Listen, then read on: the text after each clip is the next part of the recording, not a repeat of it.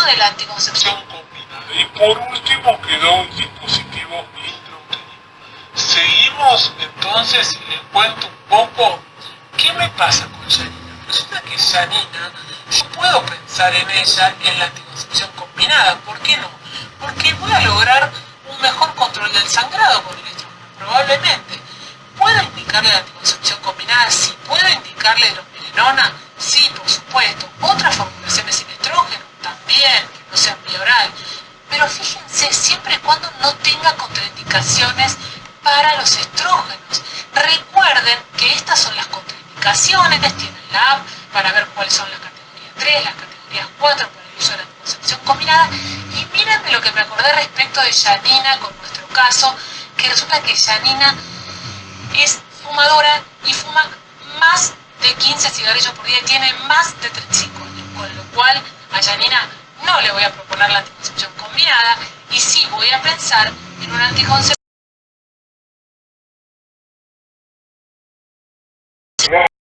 porcentaje que va del 30 a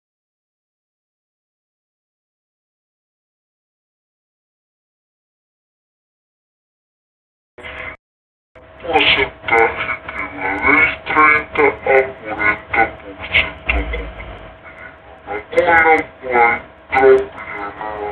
es una buena opción para Janina.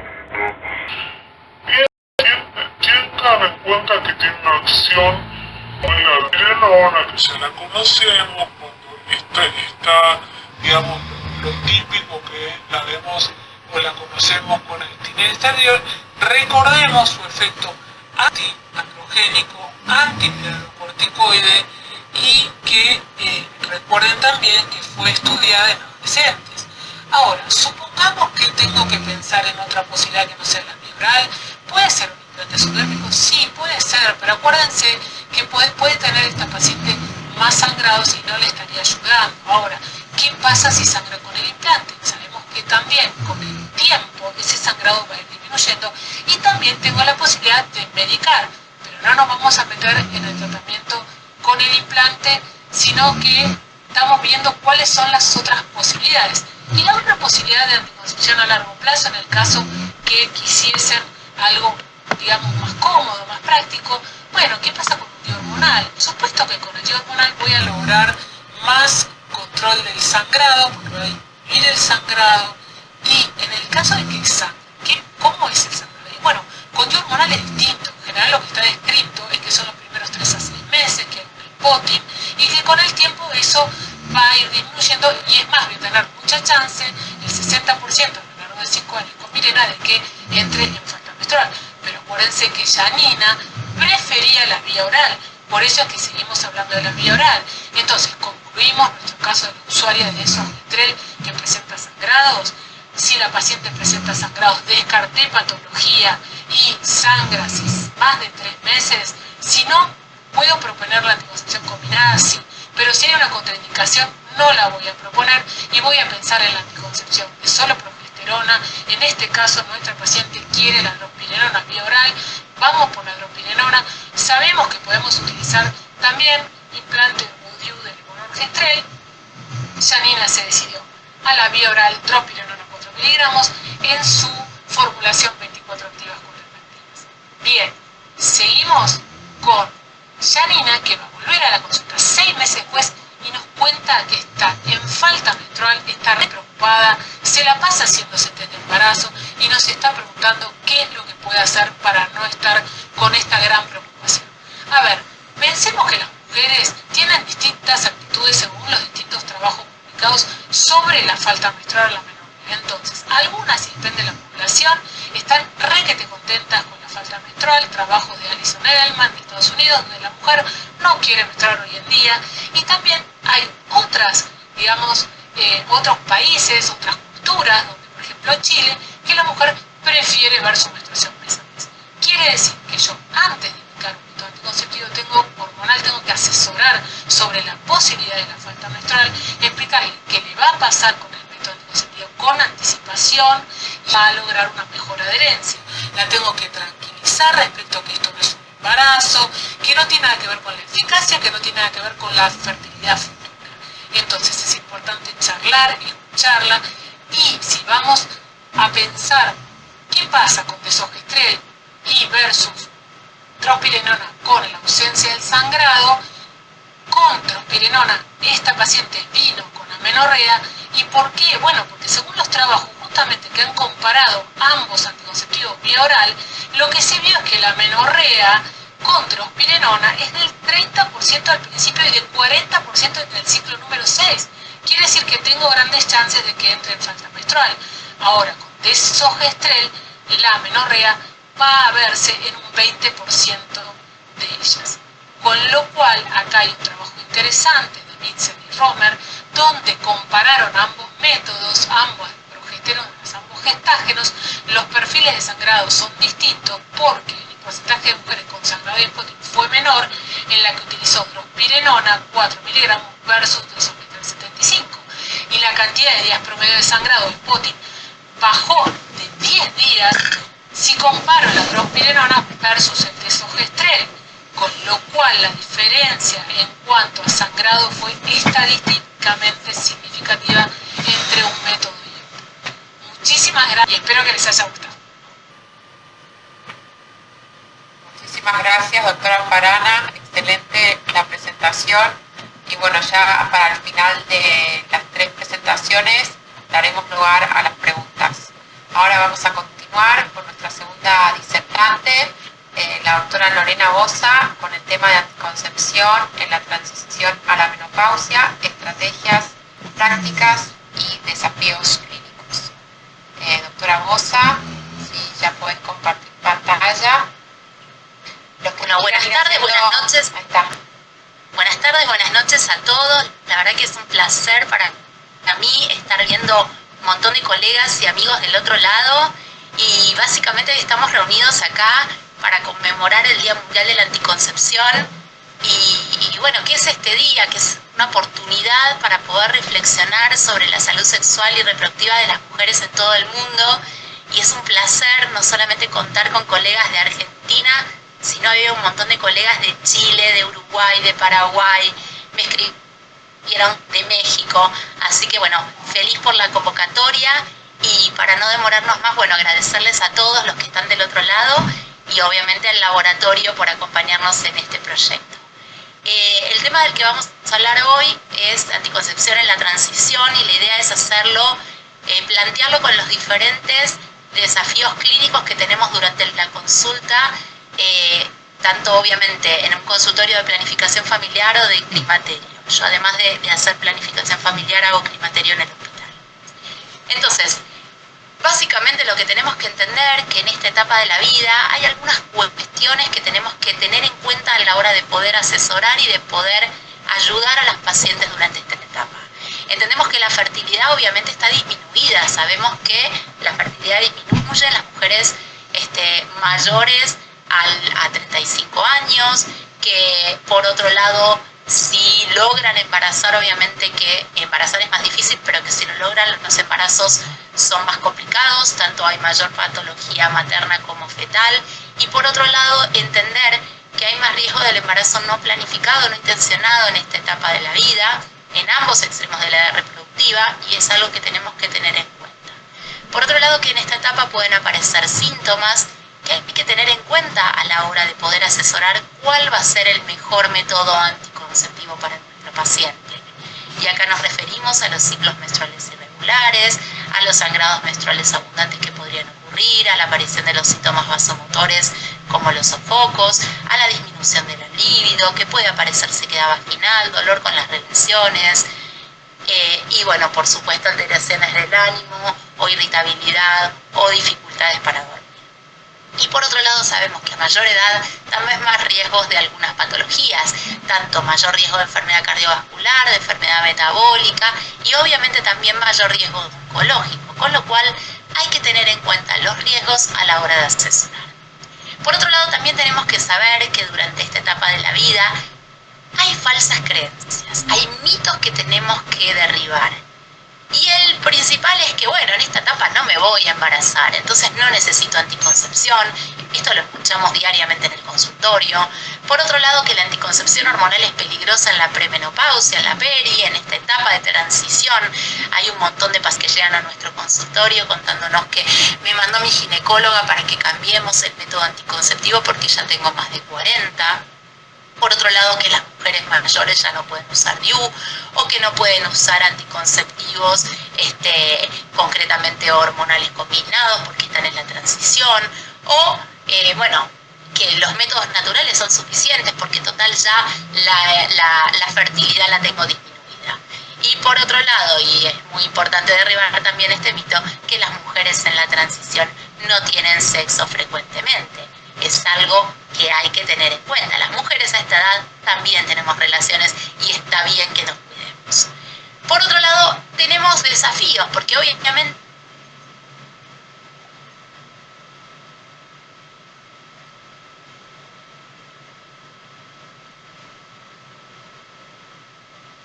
y por otro lado disminuir los riesgos. Y esto se logra a través de una correcta historia clínica y conocer a nuestros pacientes. Entonces, para esto, lo que es distintos escenarios que nos podemos encontrar a la hora de asesorar a nuestras pacientes. Y el primer escenario es esa mujer que está en la transición, que está espléndida, que está asintomática y que no tiene ningún factor de riesgo ni ninguna complicación, ninguna contraindicación. ¿Es necesario que yo a esta paciente le cambie el método anticonceptivo?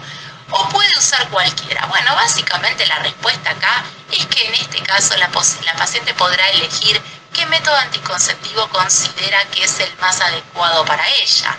Sí, recordemos que los métodos naturales no son los ideales. Y recordemos algunos conceptos importantes a tener en cuenta. Por un lado, que no existe una contraindicación absoluta de ningún método anticonceptivo solamente por edad, ni en los criterios de elegibilidad de la OMS, ni del Reino Unido, ni del CDC plantean la edad como una contraindicación absoluta para ningún método anticonceptivo, ni siquiera los hormonales combinados. Por otro lado, que todos los métodos anticonceptivos los disponemos en nuestro PMO, en nuestra canasta de planificación familiar. Por otro lado, tenemos que tener en cuenta que no hay métodos malos para las pacientes, sino que son pacientes que por ahí no están bien seleccionadas porque tienen algún factor de riesgo o alguna contraindicación. Y por supuesto tenemos que tener en cuenta las características especiales de cada uno de los métodos. Y entonces ahí sí, recordemos que los métodos naturales no son los ideales durante esta etapa, porque requieren ciclos menstruales regulares y estas pacientes sabemos que no los van a tener. No están recomendados en esta etapa, obviamente, con lo cual siempre digo a las pacientes, no hay ninguno contraindicado, pero los naturales no los vamos a indicar en este momento de la vida. Por otro lado, obviamente el preservativo nos va a ofrecer protección contra las enfermedades de transmisión sexual, pero sí tengo que tener en cuenta que nosotras crecemos, pero los hombres también. Y tenemos que tener en cuenta que puede aparecer la negativa del uso por parte del varón, y obviamente tener en cuenta también los posibles problemas sexuales masculinos que podrían llegar a tener. Y obviamente la ligadura tubaria es un método irreversible, pero no va a tener beneficios no contraceptivos. Es excelente en mujeres que tienen definida su paridad, pero no tiene otros beneficios no contraceptivos asociados. Por supuesto que la anticoncepción hormonal combinada tiene un montón de beneficios además de la anticoncepción. Y básicamente lo que tenemos que tener en cuenta a esta altura de la vida es en la mejora de los síntomas vasomotores, si los tuviéramos, en la salud ósea, en la transición a la menopausia y en la reducción del riesgo oncológico. Me refiero a riesgo oncológico de cáncer de ovario, de cáncer de endometrio y colorectal. Por otro lado, también tenemos que tener en cuenta que los LARCs siempre van a tener beneficios, con lo cual van a ser una excelente opción para esta paciente que a lo mejor ya tiene definida su paridad y que necesita anticoncepción seguramente por un tiempo largo, hasta la edad promedio de menopausia. Entonces, dentro de lo que son los beneficios de los métodos anticonceptivos de larga duración, tenemos la efectividad anticonceptiva, altísima eficacia, con baja tasa de falla, sin diferencia de esta falla de uso típico y perfecto. El cumplimiento de adherencia no va a tener participación activa de la usuaria, por lo tanto esa eficacia va a ser mayor, con alta tasa de continuidad.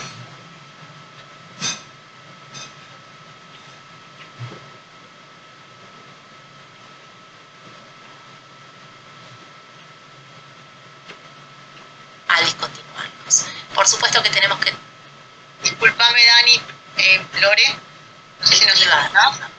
Lore, ¿nos escuchás? Sí. ¿Podrás repetir la última partecita porque los últimos no se pudieron? Sí, perdón. Vuelvo al anterior, que en cuanto a los beneficios de los métodos anticonceptivos, tenemos la altísima eficacia anticonceptiva, que esa eficacia no va a depender de la participación activa de la usuaria, tienen alta tasa de continuidad, son muy seguros con baja incidencia de efectos adversos y son reversibles. Por supuesto que tenemos que tener algunas posibles desventajas, que es el costo inicial elevado, pero que en nuestro país esto no cuenta porque están incluidos en el plan médico obligatorio y tanto a nivel público como a nivel privado la paciente puede acceder a los mismos. Sí van a requerir asistencia para la inserción y para la extracción, y esto va a requerir obviamente un equipo capacitado y va a haber necesidad obviamente de contactar al sistema de salud al momento de decidir su discontinuación, pero esto también lo tomamos como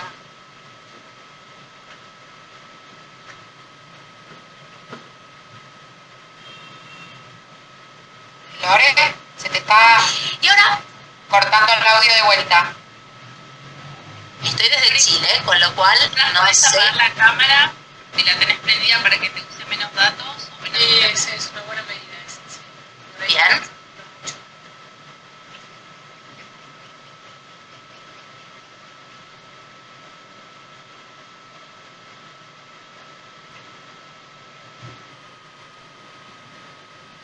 Ahí está, ya apagó la cámara. Ahí está, a ver.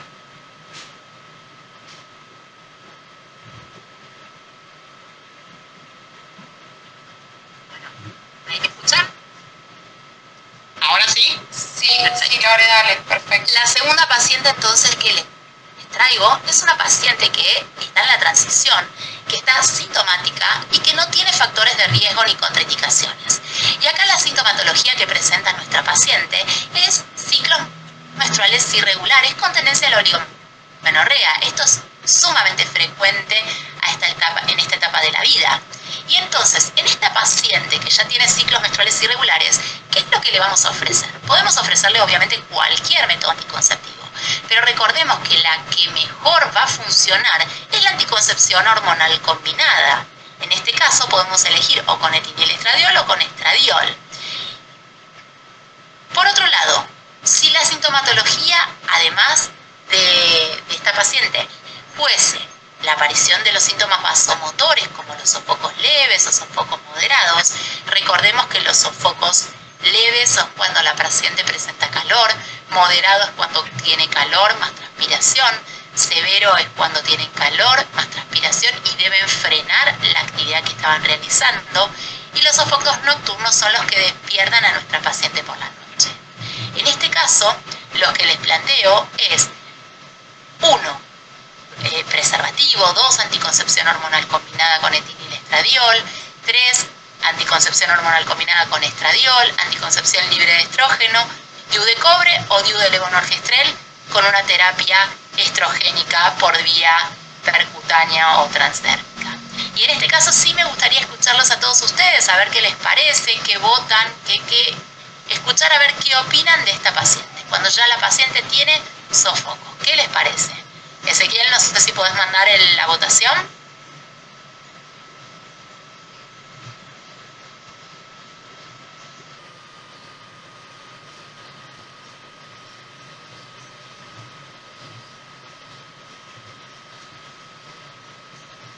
Bueno, muy bien, hay un montón de votos. Se está polarizando y está bueno. Hay bastante... Muy bien, está parejito. 263, 270. Bueno, perfecto, Ezequiel, muchísimas gracias. Acá la mayoría de las personas, de mis colegas, votaron por las opciones de anticoncepción hormonal combinada, tanto con etinilestradiol como con estradiol, o el SIU de levonorgestrel con la terapia estrogénica. y la realidad es que es lo correcto, ¿sí? Cuando planteamos estas pacientes son las opciones que vamos a indicarle. Recordemos que cuando hablamos de riesgo con los anticonceptivos hormonales combinados, se plantea que el estradiol podría llegar a tener menor impacto a nivel metabólico que cuando uno indica etinilestradiol, pero recordemos que las contraindicaciones hasta el momento siguen siendo las mismas, así que tenerlo en cuenta a la hora de poder indicar el método anticonceptivo. El siguiente caso es cuando la paciente en transición está sintomática, no tiene factores de riesgo ni contraindicaciones, pero tiene sangrado menstrual abundante, un poco lo que fueron desarrollando en la charla anterior. En esta paciente, cuando tiene sangrado menstrual abundante, podemos indicar anticoncepción hormonal combinada con etinilestradiol o con estradiol y el DIU de levonorgestrel. Sabemos que la anticoncepción hormonal combinada en esta etapa de la vida va a ser una excelente alternativa para reducir el sangrado menstrual, para prevención de la anemia ferropénica, para disminución de la dismenorrea, obviamente de los sofocos, va a regularizar el ciclo menstrual, va a tener una reducción de riesgo oncológico, prevención de la pérdida de masa ósea y obviamente tener en cuenta los riesgos cardiovasculares y oncológicos de cada paciente. Y sí tenemos que tener en cuenta que cuando lo vamos a indicar para el sangrado menstrual abundante, la combinación de estradiol y dienogest es la que está aprobada por la FDA con una reducción de más del 50% del sangrado, pero con cualquier otra formulación también van a reducir el sangrado menstrual, por ejemplo el estradiol con normegestrol. Y también tengamos en cuenta que específicamente para esto los regímenes 21-7, 24-4, incluso los rangos extendidos van a ser una excelente alternativa. Para cuando hablamos de control del ciclo menstrual, preferimos formulaciones de 30 de etinilestradiol versus 3 de 20. Y para cuando hablamos de síntomas vasomotores, sí tengamos en cuenta que los síntomas podrían aparecer en el intervalo libre de hormonas. Por eso, en ese caso en concreto, preferimos los regímenes de 24-4 o los rangos extendidos o suplementar con estrógeno en el intervalo libre de hormonas. Por otro lado, los progestágenos solos nos van a dar seguridad cardiovascular con nulo o poco efecto a nivel metabólico, posibilidad de utilizarlos con mujeres que tengan contraindicación al estrógeno, pero que no nos van a dar un tan buen control del ciclo, así que es algo a tener en cuenta. Pero sí va a tener una disminución del sangrado menstrual abundante.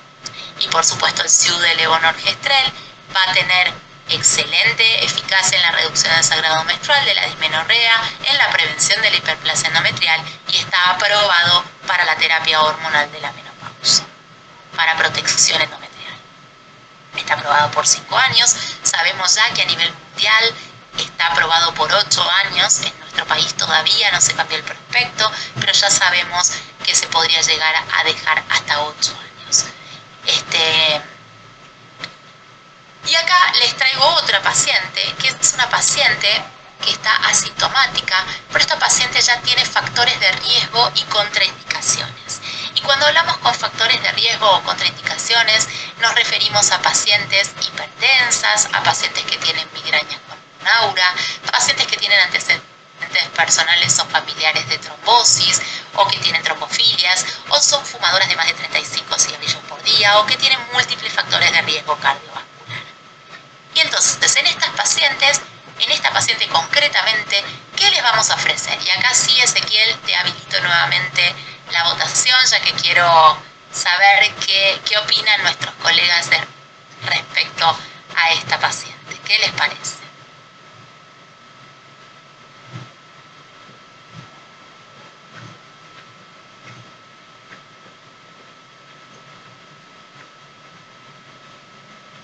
Bien, ahí un montón de gente está votando. La mayoría está votando el DIU suplementado con levonorgestrel, también el DIU de cobre. Finalizame la votación, Ezequiel.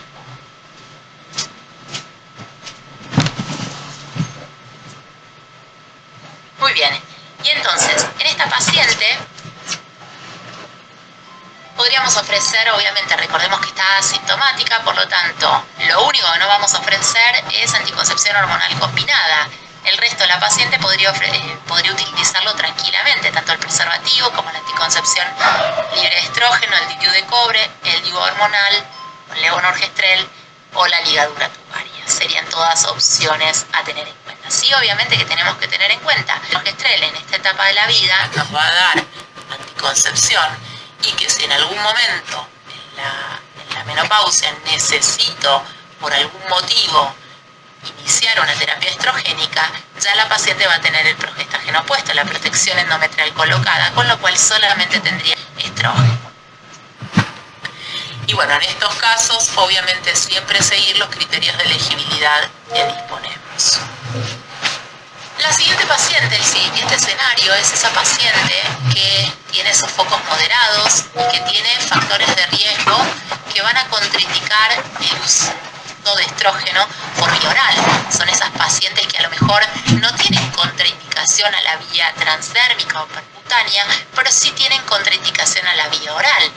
Y en este caso, de todos los métodos, obviamente que lo que mejor se adaptaría a esta paciente es la utilidad del levonorgestrel más una terapia estrogénica vía percutánea.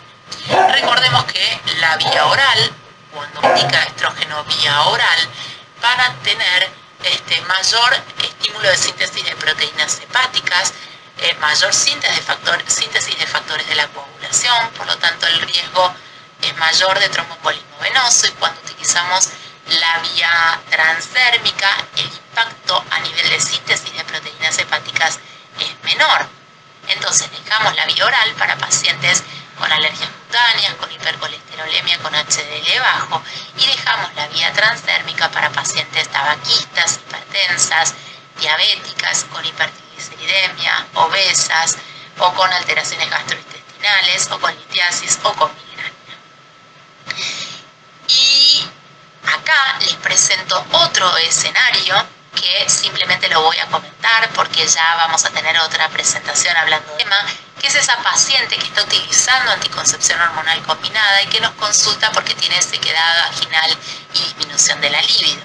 En este caso, la alternativa que vamos a ofrecer es pasar del tipo de anticonceptivos a algún anticonceptivo que tenga menor impacto a nivel hepático, o cambiando el progestágeno, ya lo vamos a ver mejor en la siguiente presentación, o suplementar obviamente con tratamiento estrogénico local, con lubricantes, con hidratantes. Sabemos que los aspectos de la anticoncepción, el impacto de la anticoncepción sobre la sexualidad es un impacto que no es solamente el anticonceptivo lo que puede llegar a alterar, sino que hay un montón de otros factores de riesgo. Digamos, la disminución del deseo y la sequedad vaginal no solamente pueden deberse al anticonceptivo, hay aspectos positivos también de la anticoncepción hormonal sobre la sexualidad, y esto hay que tenerlo en cuenta. No todo lo malo es la anticoncepción hormonal, pero bueno, no quiero detenerme en esto porque ya vamos a tener una presentación, pero sepan que disponemos de tratamientos locales con estrógeno, de lubricantes, de hidratantes que podemos indicarle a nuestra paciente, además de cambiar el método del método, ya sea del progestágeno y del estrógeno, o a otro método no hormonal. Y este es otro escenario, que es esa mujer que no utilizó un anticonceptivo de manera correcta en esta etapa de la vida. ¿Podemos indicar anticoncepción de emergencia a esta edad? La respuesta es obviamente, por supuesto que sí, no tenemos contraindicaciones, y en este caso podemos indicar anticoncepción hormonal o incluso colocar el DIU de cobre. Y por otro lado, en esta etapa de la vida, ¿qué DIU? Si la mujer desea un DIU de levonorgestrel suplementado, ¿qué DIU indicaríamos a esta paciente? El DIU de levonorgestrel de 19.5 o el de 52 miligramos. Y básicamente tengamos en cuenta que el DIU de levonorgestrel de 19.5 miligramos se puede usar en la transición. Lo vamos a elegir en pacientes con cuellos atróficos porque tiene menor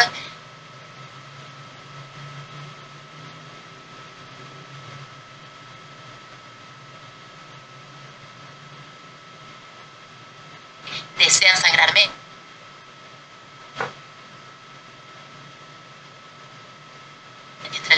52 miligramos y obviamente en mujeres que tienen contraindicación a los estrógenos. ¿Y en quiénes vamos a elegir un DIU de levonorgestrel de 52 miligramos?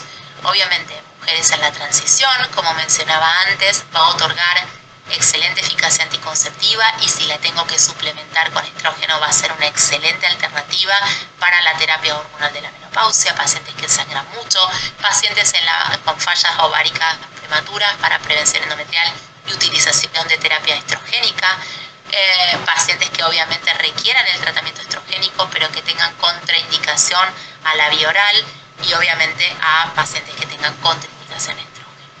Y por último, recordemos que la terapia hormonal de la menopausia no va a servir como método anticonceptivo.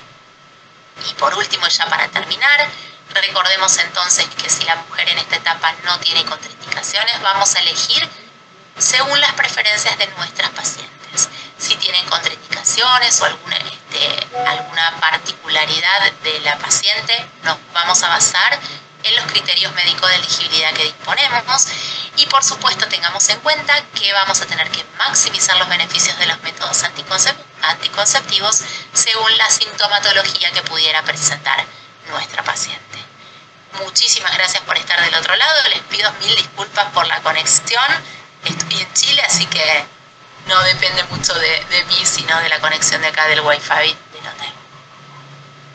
Muchas gracias, Lore. Sí, se cortó un poquito al final, pero después arrancó de vuelta, por suerte, así que se pudo escuchar todo perfectamente. Bueno, y venimos bien con los tiempos también, así que todo espectacular, muy buena tu charla. Bueno, y seguimos con la tercera y última disertación a cargo de la doctora Rocío Glassman, que nos va a hablar de la disminución del deseo sexual con anticonceptivos, mito o realidad. Bueno, Rocío, cuando quieras. Y nosotros seguimos tomando preguntitas, así que pongan en el chat las preguntas que quieran hacer a las disertantes, que al finalizar haremos las que lleguemos. Bueno, primero buenas noches, agradecer la invitación para dar esta charla. Me toca un tema muy controversial, así que vamos a hablar un poco a ver a qué conclusión llegamos, porque mi charla comienza con una pregunta, que es si realmente es real o es un mito que los anticonceptivos en el deseo sexual. Vamos a empezar comentando una paciente que yo creo que todos nosotros que hacemos ginecología en consultorio nos ha llegado en algún momento. Se llama María, tiene 24 años, es digesta, menstrua hace relativamente poco tiempo, menstrua todos los meses, 4 días, es heterosexual, tiene una pareja estable de varón hace un año y su método anticonceptivo elegido fue un anticonceptivo oral combinado de estradiol de 0.03 con drospirenona de 3 miligramos que lo está tomando hace 4 meses. No tiene antecedentes personales ni de familiares de relevancia, su control ginecológico está al día y realmente su motivo de consulta es que ella refiere que desde que empezó a tomar las pastillas tiene menos ganas de tener relaciones sexuales. Por eso viene. Bien. Nosotros lo primero que nos vamos a preguntar, porque al fin y al cabo la pregunta de la paciente es esa en la consulta, es ¿realmente esta disminución del deseo es por los anticonceptivos que está tomando? Y acá abro votación, ¿puede Ezequiel?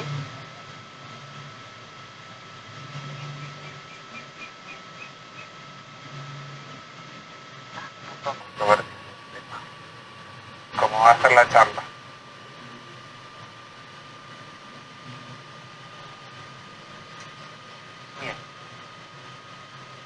Estamos, la gran mayoría dijo que ya estuvimos un poquito charlando de eso y en realidad ahí está. La que va a decir que sí es la paciente, porque la paciente consulta y ella realmente está echando la culpa a los anticonceptivos, así que ella va a estar segura que el problema son los anticonceptivos. ¿Quiénes vamos a decir que no? Probablemente los profesionales de salud, los médicos que la atendamos, no vamos a querer que deje el método, no vamos a querer que le eche la culpa a ningún método, así que probablemente muchos estemos diciendo que no es el anticonceptivo, pero nosotros que vamos a estar escuchando esta charla, este webinar y vamos a ver un poco de la bibliografía, decimos que quizás, ¿por qué? Porque no en todos los casos va a estar asociado, porque hay que ver más factores que están asociados a la paciente para ver si está vinculado o no la disminución del deseo con el método anticonceptivo. Vamos a ver un poco de bibliografía sobre el tema, a ver qué encontramos, así podemos darle una solución a esta paciente y poder ayudarla, al fin y al cabo. Primero, hice un muy breve resumen de lo que es la respuesta sexual en la mujer. La sexualidad es inmensa y se puede hablar horas del tema, pero lo que primero quise poner es que la respuesta sexual no es solamente algo hormonal, no es solamente hormonas que están dando vueltas, que van, vienen, disminuyen, no, es una interacción compleja de varias cosas. Por un lado, los factores psicológicos, de cómo está el ánimo de la paciente, cómo se siente, el tema relacional, el vínculo que tiene con sus compañeros. Y aparte de eso también está lo orgánico, que no está solamente lo hormonal, sino que también los factores anatómicos, los factores neurológicos. Y por el lado hormonal, que es al fin y al cabo el que nos trae a esta charla, tener en cuenta que las hormonas sexuales no actúan solamente a nivel de los genitales, sino también a nivel del sistema nervioso central. Lo principal órgano sexual es el sistema nervioso central, y que las hormonas sexuales van a tener cambios en diferentes etapas de la vida. Van a tener cambios en la pubertad, van a tener cambios en la porperia, en la menopausia, en las diferentes fases del ciclo menstrual, y también van a suceder cambios por los métodos anticonceptivos.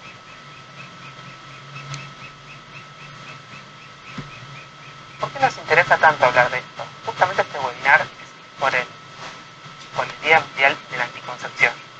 Justamente nuestra idea es que la paciente esté cómoda con su método anticonceptivo. Cifras de 2023 no son de la Argentina, son de Estados Unidos, pero nos hablan que la mitad de los embarazos son no planificados. Que la mayoría de estos embarazos no planificados, el 52% es por falta de uso y el 43% es por un mal uso del método. Una de las principales causas por las cuales las pacientes terminan suspendiendo su método anticonceptivo es por efectos adversos relacionados con disminución del deseo, con disminución de la lubricación o con dolor en las relaciones sexuales. Por eso es importante que estemos informados del tema para que no terminen las pacientes dejando un método o cambiando un método por falta de